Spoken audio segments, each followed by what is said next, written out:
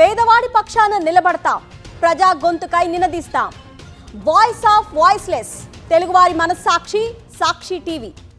సాక్షి TV ప్రసారాల కోసం మీ స్థానిక cable ఆపరేటర్ను వెంటనే సంప్రదించండి. విశాఖ 1 టౌన్లో ఓ బిల్డింగ్ కుంగిపోయింది. జీవీఎంసీ టౌన్ ప్లానింగ్ నిర్లక్ష్యం కారణంగా 10 కుటుంబాలు రోడ్డున పడ్డాయి.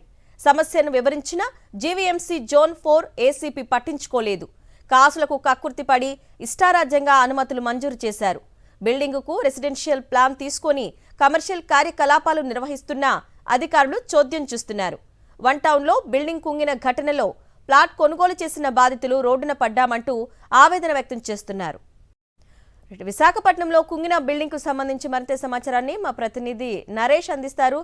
నరేష్, ప్రస్తుతం అధికారులు ఎటువంటి చర్యలు తీసుకుంటున్నారు? బాధితులు ఆవేదన వ్యక్తం చేస్తున్నారు, అధికారులు పట్టించుకోలేదని చెప్పేసి.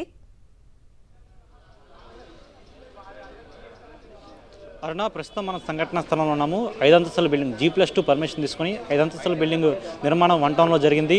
అయితే ఒక్కసారిగా అది ఒకవైపుగా కుంగిపోవడంతో పక్కనే ఉన్న బిల్డింగ్పై ఒరిగిన పరిస్థితి నెలకొంది. నిన్న రాత్రి నుంచి కూడా ఇక్కడ ఉధృత పరిస్థితులు కనిపిస్తున్నాయి. ఎందుకంటే ఇప్పటికే అధికారులు, ఎలక్ట్రిసిటీ అధికారులు ఈ బిల్డింగ్కి పవర్ సప్లైను నిలుపుదల చేశారు. ఎందుకంటే ఇది ఏ నిమిషాలైనా సరే పడిపోయే అవకాశం ఉంది అని చెప్తున్న పరిస్థితి నెలకొంది. అయితే ఇందులో ఉన్న ఎవరైతే మిగిలిన అపార్ట్మెంట్ వాసులు ఉన్నారో ఆ అపార్ట్మెంట్ వాసులందరినీ కూడా వెకేట్ చేయించిన పరిస్థితి నెలకొంది. అయితే పూర్తిగా చూస్తున్నాం ఏ విధంగా ఉందన్న పరిస్థితి. అయితే మొట్టమొదటిగా ఈ బిల్డింగ్కి సంబంధించి, ఎందుకంటే 5 అంతస్తుల బిల్డింగ్కి సంబంధించి ఈ ఏదైతే లెఫ్ట్ సైడ్లో ఉందో ఈ లెఫ్ట్ సైడ్ ఉన్న బిల్డింగ్ సంబంధించిన ప్రధాన ద్వారం వద్ద ఇక్కడ కుంగడంతో పూర్తిగా బిల్డింగ్ మొత్తం కూడా ఒకవైపుగా ఒరిగిన పరిస్థితి నెలకొంది. అయితే ఈ కసిరెడ్డి ప్లాజాకు సంబంధించిన అసలు G+2 పర్మిషన్ తీసుకొని ఈ కన్స్ట్రక్షన్ చేసినట్లుగా, అదేవిధంగా ఈ కన్స్ట్రక్షన్లో కూడా పూర్తిగా ఒకవైపు మనకి నాసిరకం ఉత్పత్తులు ఇక్కడ వాడినట్టు తెలుస్తుంది. ఎందుకంటే ఈ కుంగిపోయిన ఏదైతే బిల్డింగ్ సంబంధించిన డివైడింగ్ వాల్ ఏది ఉంటుందో దీన్ని ఆ డివైడింగ్ వాల్ కూడా పూర్తిగా క్రాక్స్ ఇచ్చిన పరిస్థితి నెలకొంది.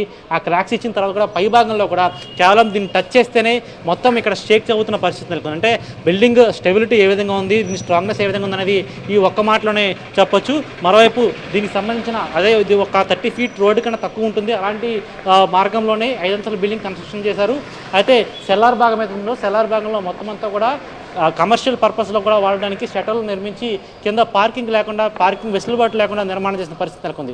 దీని అంతటి కూడా షటర్లు ఏర్పాటు చేస్తే మొత్తం అంతా కూడా కూల్చేసిన పరిస్థితి నెలకొంది. ఇంకా పూర్తిగా కూడా బిల్డింగ్ సంబంధించి కూడా మొత్తం కూల్చివేత జరగాలని కూడా స్థానికులు డిమాండ్ చేస్తున్నారు. ఇప్పటికే అపార్ట్మెంట్లో ఈ పూర్తిగా 5 ఫ్లోర్లో ఉన్న అపార్ట్మెంట్ వాసులందరూ కూడా నిన్న రాత్రే వెకేట్ చేయడం జరిగింది. ఈ తరుణంలోనే ఈ అపార్ట్మెంట్లో నివాసం ఎవరైతే ఉంటున్నారో వాళ్ళందరినీ కూడా వెకేట్ చేయమని చెప్పారు. ఎలక్ట్రిసిటీ కూడా పూర్తిగా ఆపడం జరిగింది. ఈ బిల్డింగ్ సంబంధించిన లిఫ్ట్ను కూడా మనం చూస్తున్నాం. ఈ లిఫ్ట్ కూడా మొత్తం 5 ఫ్లోర్లకి నిర్మించబడింది. ఈ లిఫ్ట్ కూడా మొత్తం అంతా కూడా బిల్డింగ్కి అదేవిధంగా లిఫ్ట్కి మొత్తం అంతా కూడా పవర్ సప్లై ఆపడం జరిగింది. ఏదేమైనా సరే జీవీఎంసీ అధికారుల నిర్లక్ష్యం కారణంగానే ఈ కన్స్ట్రక్షన్ జరిగిందని, అయితే కన్స్ట్రక్షన్ జరిగే సమయంలో దీన్ని నిలుపుదల చేసినా సరే కొంతవరకు ఇబ్బంది వాతావరణం వచ్చే అవకాశం చెప్తున్న పరిస్థితి కనిపిస్తుంది. Okay Naresh, thank you.